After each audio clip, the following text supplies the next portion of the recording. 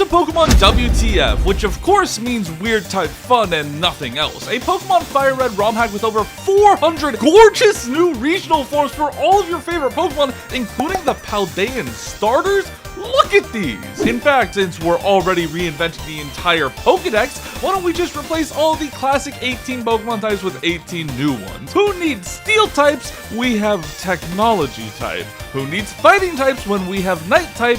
And who needs Dark when we have Chimera type, which is a Pokemon that has been biologically mangled beyond belief, becoming a shell of its former self. Hooray. That being said, yes, there are 18 new types and there are none of the original types, which means I am going into this Pokemon Nuzlocke completely blind and very confused. We're using the classic Nuzlocke rules, one Pokemon per route. If it faints, it's dead. And get ready, because I'm very stupid and already get confused with the normal Pokemon types. So how am I supposed to remember that Night is super effective against Beast, or that Love beats Dream? In fact, how am I supposed to know what types some of these Pokemon actually are?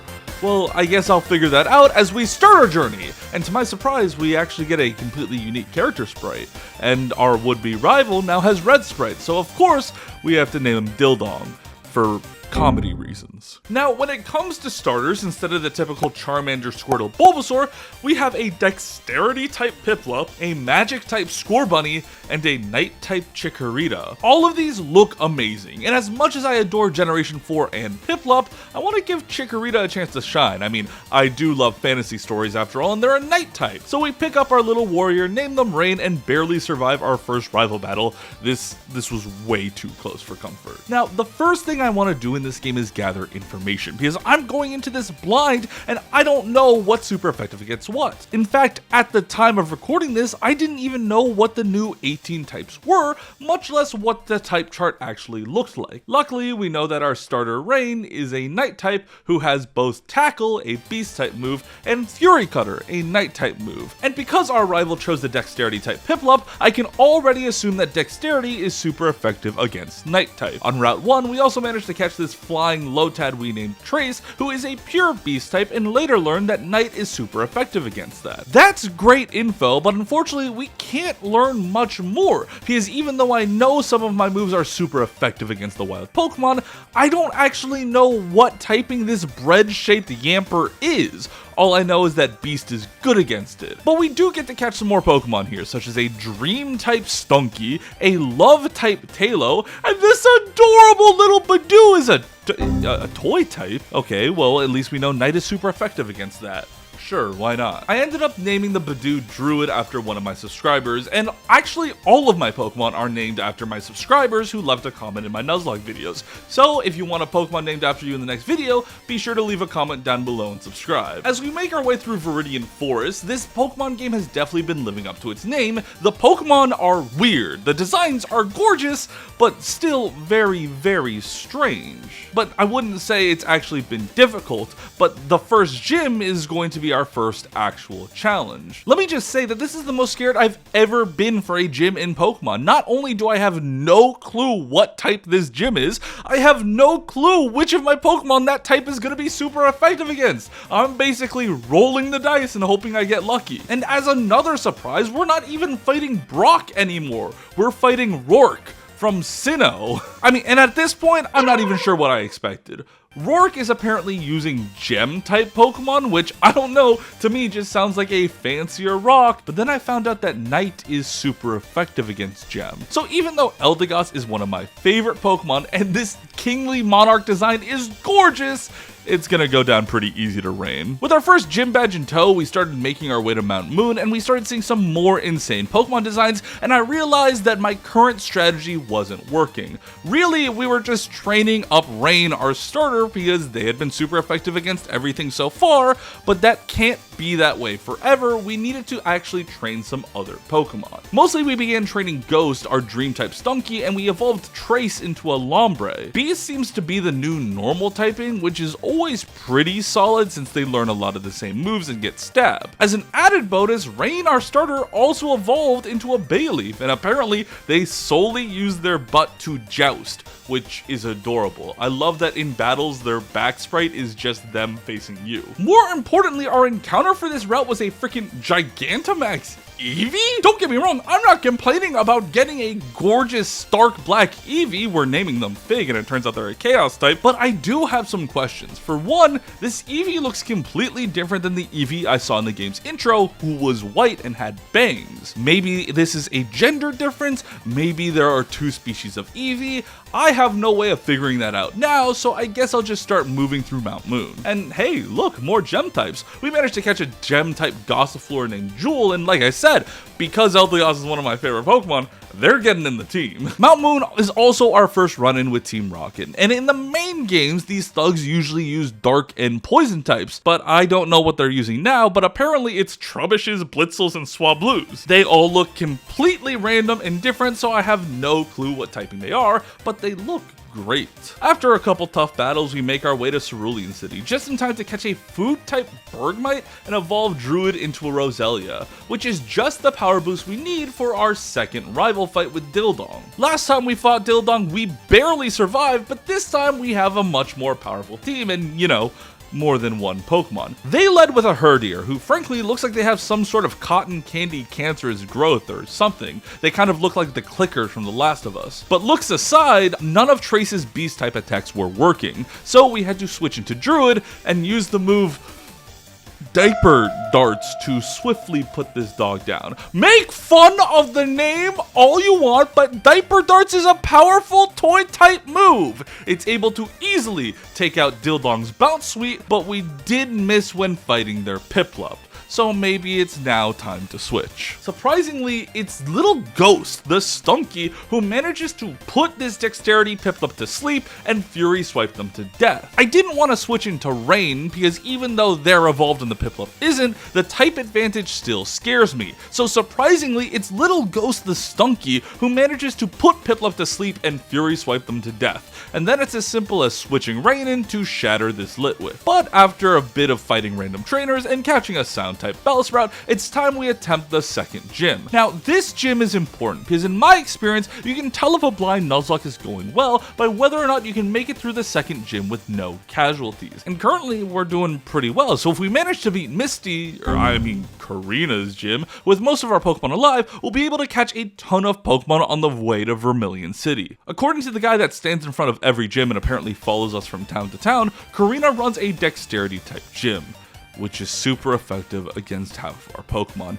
including our starter. Awesome. He does give us some info and clues us into the Dexterity type's weaknesses, which is Light and Sound. The only Sound type Pokemon I have was the scrawny Bellsprout Pastel that I just caught, so I put the work in to train them up to the point where they evolved into a Weeping Bell, but their only Sound type move was Sonic Boom, which if you don't know, will always do 20 damage even if it's super effective, so they're useless. So we had to go to our backup plan, training up this light type Cutiefly named Titan, but it died literally in its first battle. So what a way to have our first death of the run. I'm out of options, so I really just have to roll the dice and hop right into the battle with Karina. I don't know much about Dexterity Pokemon, but at least Pastel made themselves kind of useful, using Sonic Boom to take out Spoink. Pastel also gave us a quick look at her Aromatisse before sacrificing themselves. Oh no! Anyways, we sent in Ghost to get off a Dream Sand, which is this game's equivalent of Sleep Powder, so Druid can finish the job with Diaper Darts. I'm sorry, I still can't get over the name, but it's such a good move! 2 gym badges down, we start heading down to the SSN, where we're able to catch a lot more interesting Pokemon, including Poochyena, Pumpkaboo, Machop, Cubone, and a Taken? I'm pretty sure this was a cut Pokemon from Generation 2, but alright, I'll run with it, I'm not complaining. And once we get an Old Rod, we're able to catch this adorable Boot Dunsparce, even though he kinda creeps me out a bit. I mean, just look at him, he seems way too excited for my feet to be inside of him. Now, since I do want to make our team as strong as possible, I decided to add Nova the Dunsparce and Joestar the Cubone, now with parents, to the team, just because their Chaos and Nature types respectively are pretty interesting and will help round out our team so we don't have any more losses. I think, at least. Remember, I still don't 100% understand the typings in this game, like, is technology super effective against nature, or is nature super effective against technology? I know now that Beast beats Food type, and that kind of makes sense, but why does Toy beat Love and Night beat Toy? Like, That makes zero sense. But one thing I do know is that just like a baby's butt, Diaper Darts is cracked, because on the SSN during our third rival fight, Druid goes on a tear, destroying their Cotton Candy Herdier, their newly evolved Prinplup, their fully evolved Skuntank, and excuse me sir, that's supposed to evolve at level 35, someone here is juicing. And just to be safe though, for the final Pokemon we switch into Trace to destroy their cute little Litwick. You know, I apologize for making fun of the name Diaper Darts, because this move is single-handedly carrying this run. Druid is proving that you can rip ass and look cute too. Because that was such an overwhelming victory, I felt really confident going into Lieutenant Surge's gym, who is actually still just Lieutenant Surge, just instead of the Lightning American, he's now known as the Loving American, and his gym has love types. Look at this, a penny. How could you not love them? Anyways, we led the battle with Jewel, since they're a gem type, and apparently gems kill love in this game, which says a lot about the developers' views on proposals, but that aside, Jewel cannot hit a Sing to save their life, and eventually our move Sparkly Coat takes down this Finneon. But I am terrified of this bright pink Raichu. So before our Diamond in the Rough gets blue locked, we switch into Nova. I know a lot of you are trying to scratch your heads on why I added Nova to the team, especially since usually when you catch a Pokemon with an old rod, they're terrible. But this early on in a Nuzlocke, having a fully evolved Pokemon like Dunsparce is pretty good. At least I thought it would be. Ours just is terrible. So eventually we needed to switch Nova out to Rain to finish the rest of the gym. We can always count on our starter, and frankly, they're still our best Pokemon. So with our third gym badge and no extra casualties, we set off towards Lavender Tower. And frankly, this part of the game was fairly uneventful. We managed to catch a Girafarig, a Chinchou, I guess we got a look at what Roserade looks like, so Druid has something to look forward to, and Dark Cave is as miserable as always? I'm just saying, if you're already changing the Pokemon, the types of the trainers, you couldn't, I don't know, install some LED lights in here? This is the worst part of any Pokemon game. At least the trainers in this cave have some cute looking Pokemon, especially this Sentret that we caught, and low-key might be my favorite design so far. I've got a weakness for cute things. Lavender Town doesn't have much to offer us right now outside of some spooky vibes and a rival fight, but at this point in the game, I have a really good grasp of Dildong's Pokemon,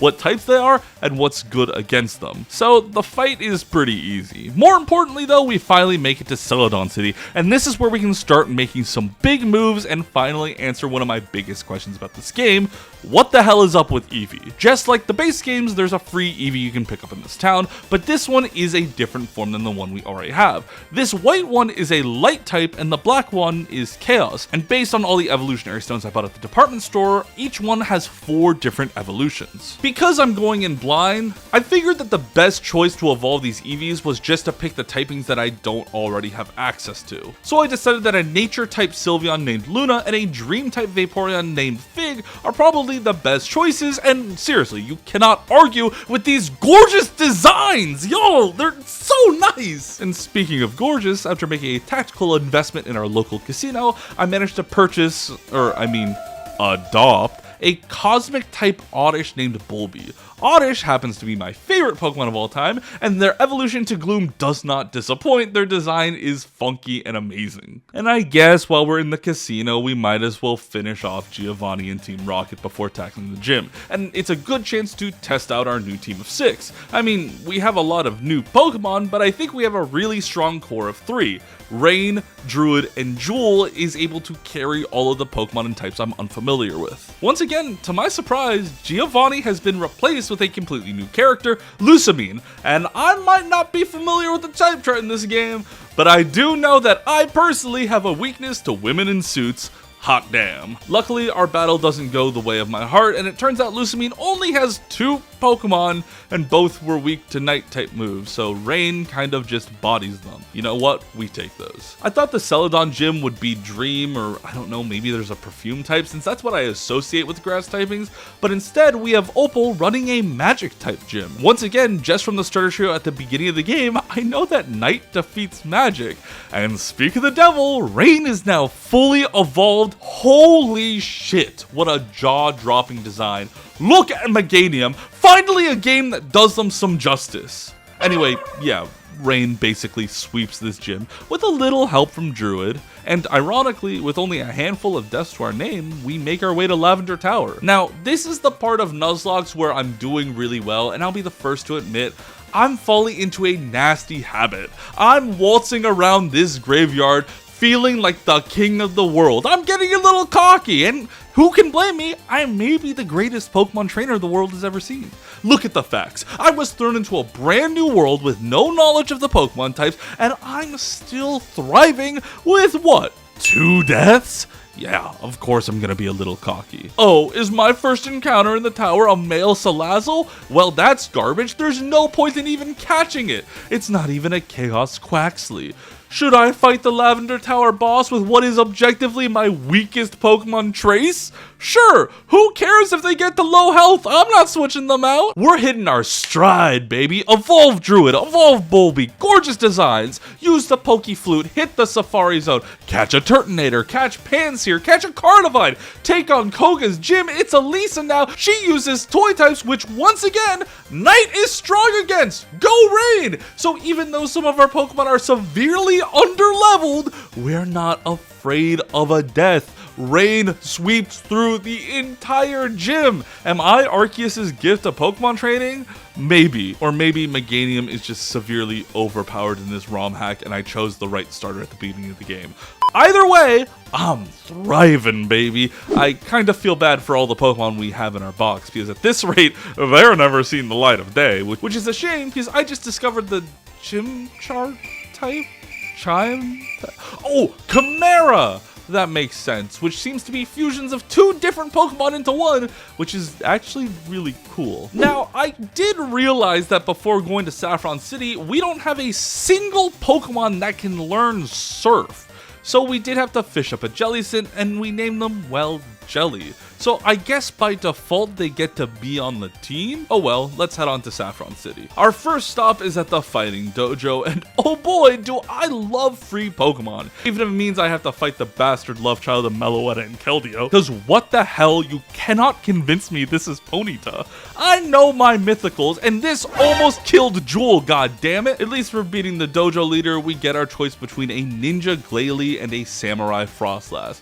To me, the choice is easy, and I name our Frostlass Goose. Look, if you give a Pokemon a sword, I will use it. It's that simple. Goose is for some reason a Time and Night type. Night I understand because they're basically a samurai, but why Time?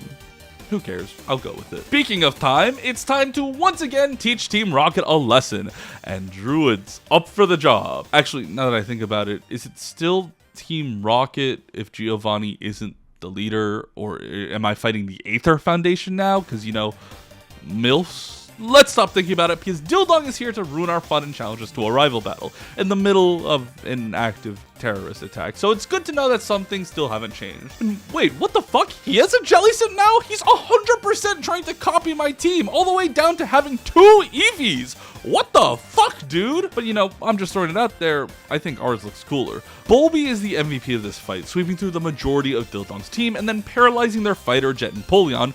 Holy shit, does this look intimidating. I mean, credit where credit's due, but we're able to switch in Rain and finish them off. Type effectiveness be damned. As cocky as I am, and I'm recognizing that, I'm beginning to recognize a large drop off in power in some of our Pokemon, especially Trace. I mentioned earlier that they are by far and away our weakest Pokemon, and it's heartbreaking since they were the first Pokemon I ever caught, and I get attached really easily. But comparing their power to, I don't know, even some of our other Pokemon like Druid and Jewel, Trace just can't make the cut. Maybe if I could figure out how to evolve them into a Ludicolo, it would be a different story, but I can't. I'm going into this blind and it feels unfair to look that up. I've tried all the evolutionary stones, but nothing's working. But for now, I guess they're just gonna remain a little stunted, but they're taking up a spot in our party that could be taken by, I don't know, this cool new Drampa we were given. We named them Jarvis, and it looks like they're a Viking ship, so of course they're a love and time type?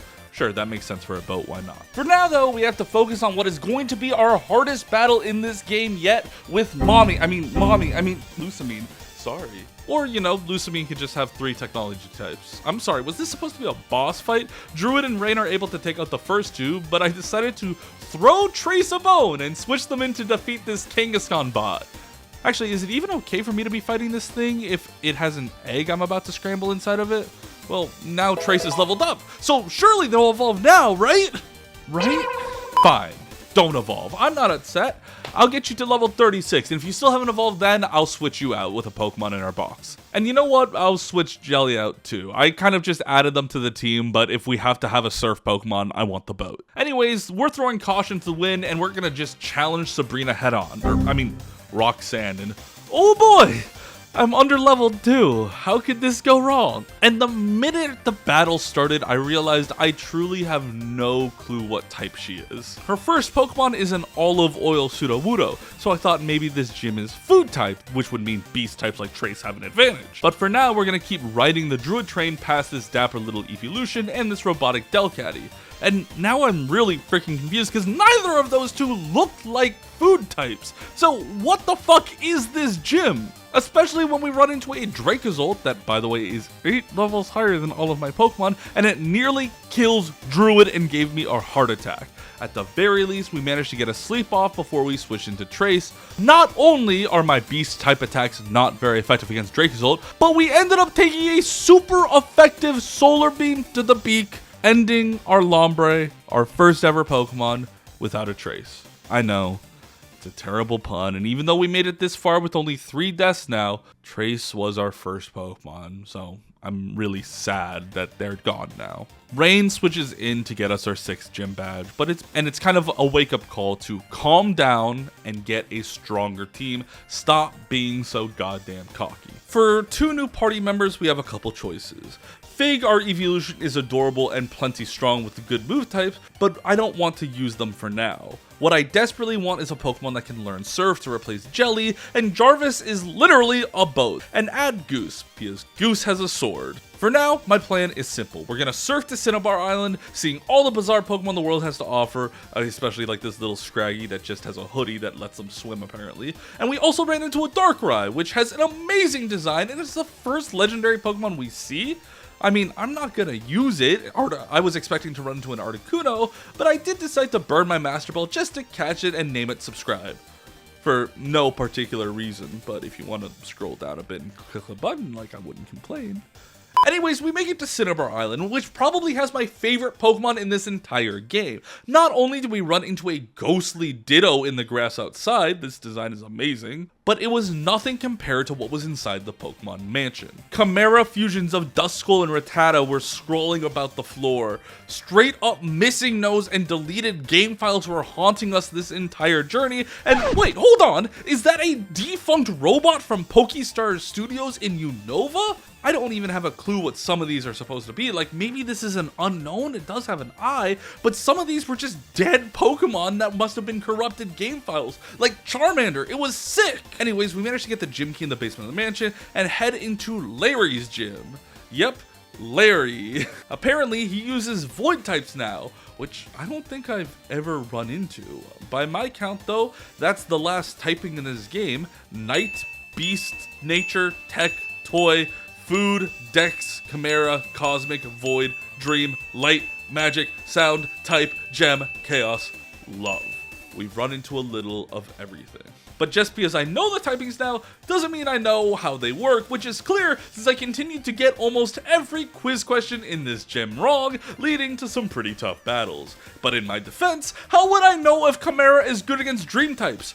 What does that even mean? I've run into 2 Chimera types ever. Larry, as usual, is a surprisingly difficult gym leader. Their Furran goes down easily to Rain, mostly because it's unevolved, but they did have Poison Point immediately poisoning our Meganium. Every cell in my body wants to switch this Pokemon out, but Rain is also by far my strongest Pokemon, so I don't know who else would be able to take on this Fur Queen. Especially when it's out here throwing out guillotines. They miss twice, but that could have been heartbreaking. That's a one-hit KO move. When we finally manage to take the queen down, they send in Soul Rock, and I'm done taking chances. So we switch out just in time for them to self-destruct. Surprisingly though, Fur Queen wasn't the most intimidating Pokemon Larry had. That goes to Slurpuff. Yep, Slurpuff. Not only did they nearly kill Bulby, but we had to rely on sleeps and flinches from Druid to finally put this Pokemon down because Larry kept using full restores. I hate that I'm living in a world where Slurpuff is good, but if that's the trade I have to make for a kick-ass Meganium,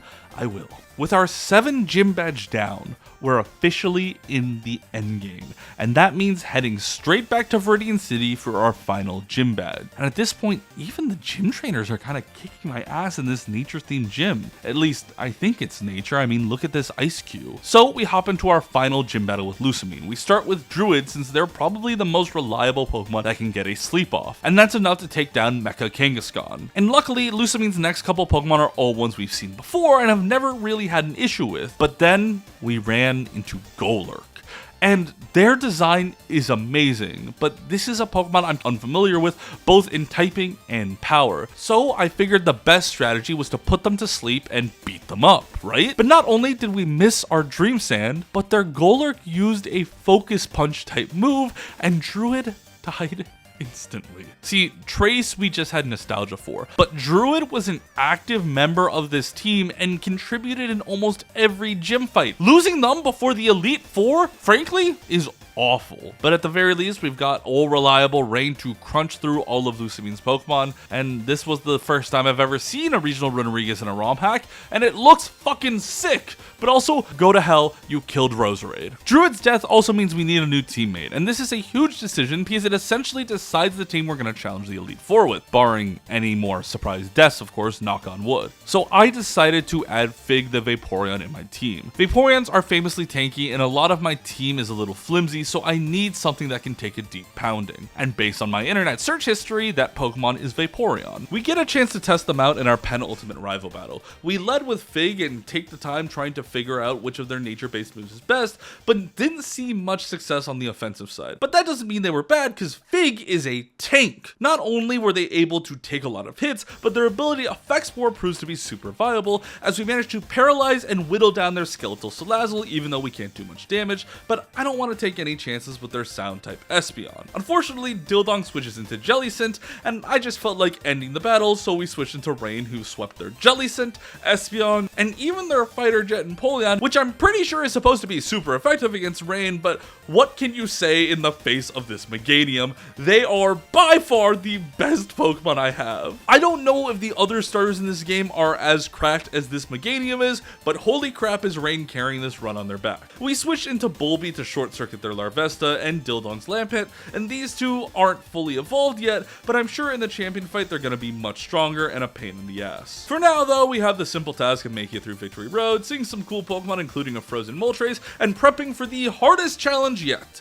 See, I've been making it through this world of bizarre new typings by the skin of my teeth, and while I've only had a handful of death, that's not from a lack of mistakes. We've been winning because we have a big beefy Meganium and making up for my losses by testing type matchups against gym trainers.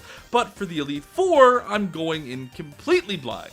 I don't know what types they have, which means I can't change my team to perfectly counter them. I have to just play it by ear with the knowledge of the game that I have, and pray that our final 6 Pokemon are enough to get us through. So with a solid team and way too much unearned confidence, what's the worst that could happen to me? Unlike the previous gym leaders that were swapped out for other gym leaders, the Elite Four seems to be a random grab bag of characters from throughout the franchise. For example, Lorelei is switched out for Dahlia, who ran the Frontier Arcade in Sinnoh, and here she's using Cosmic types. And since our Vileplume Bulby is part Cosmic, I know that Technology, Light, and Chaos are super effective against them. Luckily, I already led with Bulby, so a couple short circuit attacks is enough to take down their Cosmic Maractus, and next, Dahlia sends out Ludicolo. Wait, what the fuck? How'd you get that thing to evolve? Doesn't matter, because we're about to put Trace down a second time, and even burn her full restore. Next, she sends out an out-of-this-world Kingler, which is probably one of my favorite designs so far, even if it goes down in one hit. Even if they get some good damage out on us. Next up is a planet-sized Darmanitan who misses their attack and goes down in one move.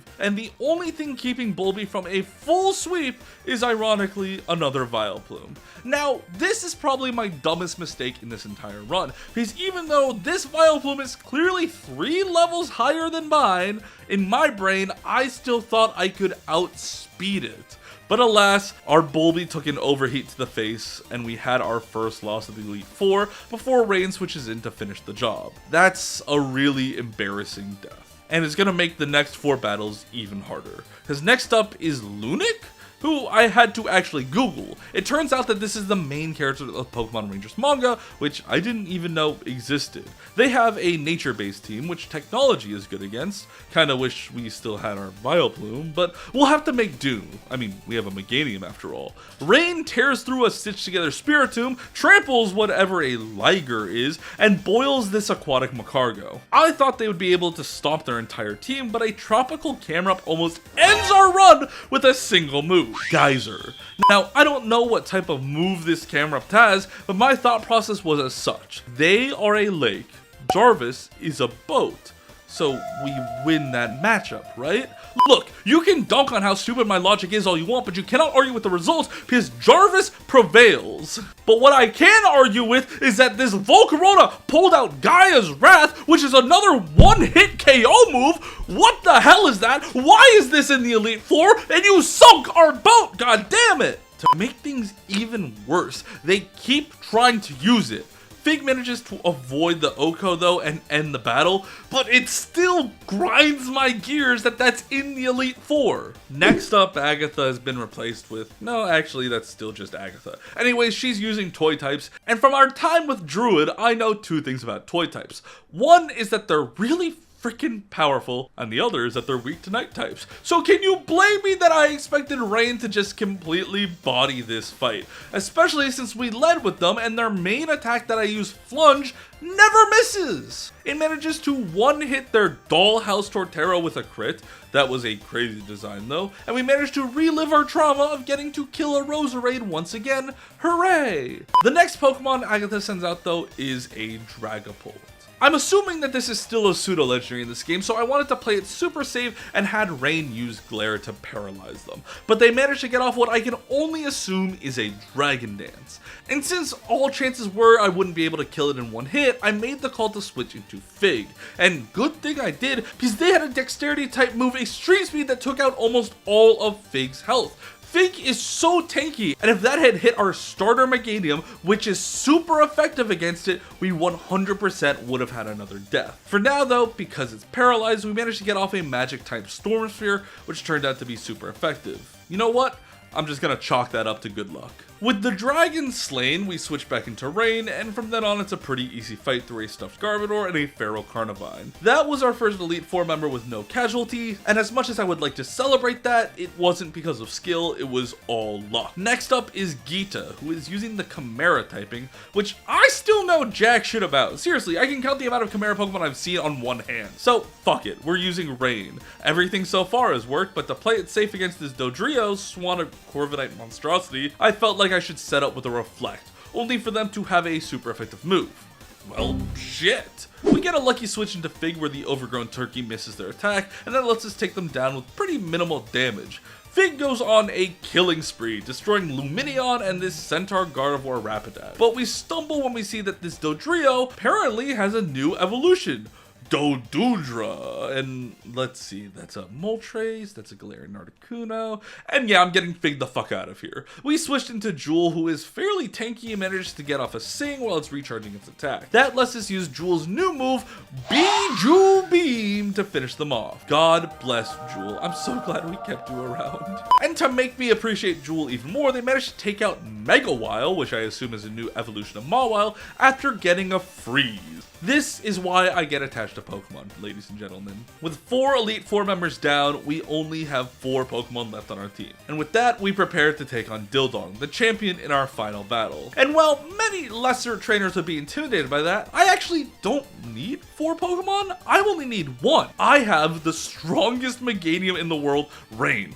Our GOAT, who is going to carry us through this champion fight. Right away, they one-hit KO Dildong Salazzle, and despite being a higher level, despite being a jet engine, and despite having type advantage, our Meganium outspeeds the literal Dexterity type and one-hits them with a Beast type Crunch attack. I didn't even know Crunch was super effective against Dexterity! Also, their Jellicent doesn't fare any better either. In a handful of moves, we now have more Pokemon than the champion himself, and I'm not letting this momentum go. Dildong sends out a Volcarona, and I know from our last encounter, we need to attack this thing right away. Especially since we have a fancy new move called Scythe Storm, which takes them down. Next up was a sound type Espeon who tried to get cheeky and use Perish Song, but I'm not a coward, I'm keeping Rain in.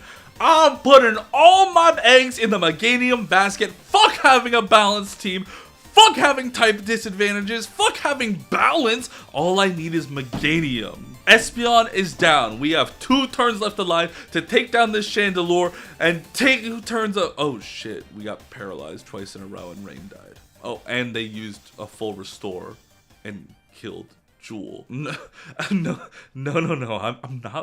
not losing this goddamn run at the finish line. Because we have Goose making their debut in their first ever battle. We've stuffed them full of rare candies just so they can get off a single move and win us the championship. Deep breath.